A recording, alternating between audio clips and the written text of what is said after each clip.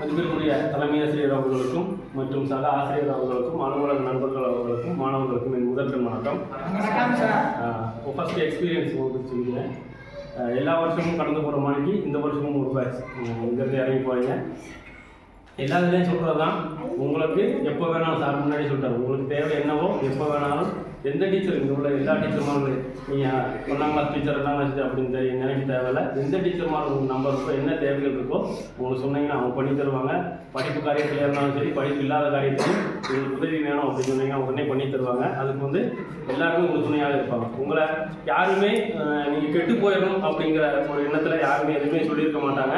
எல்லாருமே ஒரு இடத்துல கூப்பிட்டு உங்களை வைக்கிறாங்க இல்லாட்டி ஒரு திட்டுறாங்க அப்படின்னா நீங்கள் எப்படியாவது அந்த வழியிலேருந்து நல்லா இருக்கீங்க அப்படிங்கிற ஒரு மனப்பக்குவத்தில் மட்டும்தான் அவங்க சொல்லியிருப்பாங்க. அப்போது எல்லாரும் கொடுத்த அறிவுரைகளை நீங்கள் வாங்கிக்கிறணும். நீங்கள் அதே மாதிரி ரமேஷ் சார் நல்ல ஒரு இது சொன்னார் இல்லையா, இந்த 24 பேரும் நல்ல ஃப்ரெண்ட்ஷிப்பாக இருக்கிறீங்க.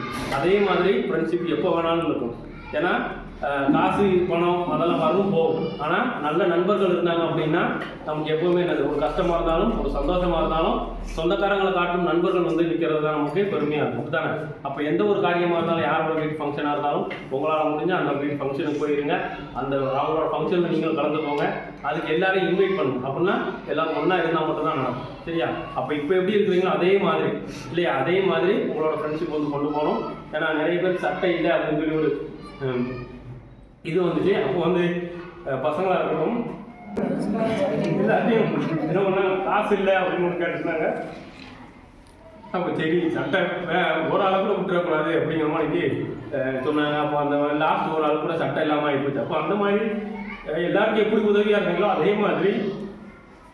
அதே மாதிரி எல்லா காரியத்துக்கும் உதவியாக இருக்கும். அதுதான் நான் சொல்கிறேன். அந்த சின்ன ஒரு சட்ட காரியம் தான், அதுலேயும் உங்களோட யூனிட்டி என்ன அப்படின்னு தெரியும். அப்போது எல்லாரும் யாருக்கு ஒரு பிரச்சனை வந்தாலும் உங்களால் முடிஞ்சு நீங்கள் செய்யும். சரியா? இனி என்னோட கடமைக்கு கிடக்கிறேன் நன்றி முறை சொல்வது. நம்ம ஒரு 10ஆம் கிளாஸுக்கு சென்ட் ஆஃப் வைக்கணும் முன்னாடி டூர் போகணும் அப்படின்னு சொல்லியிருந்தோம். அப்போ டூர் போகிறதுக்கும் இந்த வருஷம், அதாவது போன வருஷம் டூர் நம்மளால் கூட்டு போக முடியல, இந்த வருஷம் டூர் போகணும்னு சொல்லியிருந்தோம். அப்போ டூர் வந்து வெகு சிறப்பாக வந்து அரேஞ்ச் பண்ணி உங்களுக்கு எல்லாரையும் கொண்டு போகணும்னு நான் அதான் சொல்லியிருந்தேன். 10ஆம் கிளாஸுக்கு முதல் இம்பார்ட்டன்ஸ் கொடுப்பாங்க அப்படின்னு சொல்லி அதில் ஒரு சில பேரால் வர முடியலை.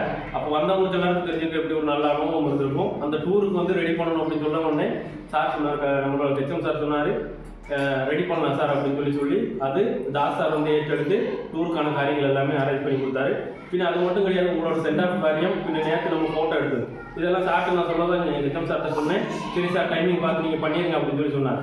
அப்போது எந்த ஒரு காரியம் நம்ம போய் சொன்னாலும் நம்ம என்ன செய்யலாம் அப்படிங்கிறத கேட்டுட்டு சார் ஒரு ஐடியா வந்து அப்படி எல்லா ப்ரோக்ராமுமே வெட்டி ஒரு சின்ன ஒரு ப்ரோக்ராம் இருந்தாலும் அதை எவ்வளோ சிறப்பாக செய்யலாம் அப்படின்னு சொல்லி எல்லா ப்ரோக்ராமுக்கும் நல்ல உறுதுணையாக இருக்கக்கூடிய நம்மளுடைய தலைமை சார் தலைமை ஆசிரியர் அவர்களுக்கு எனது மனமான நன்றியை தெரிவித்துக் கொள்கிறேன்.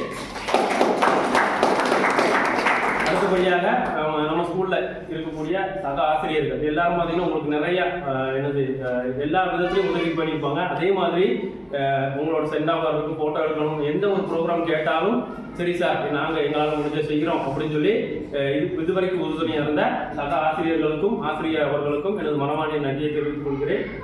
அடுத்தபடியாக அலுவலக நண்பர்கள், நம்ம என்ன தேவைக்கு போனாலுமே அவங்க வந்து எங்கேயுமே முகம் சொல்லி பேசுறது கிடையாது. நீங்கள் என்ன தேவை போய் கேட்டாலும் அவங்க அங்கே இருக்குதான் எடுத்து கொடுப்பாங்க, இல்லாட்டி அங்கே இருக்குதுன்னு சொல்லி அவங்க நம்மகிட்ட சொல்லுவாங்க இல்லையா.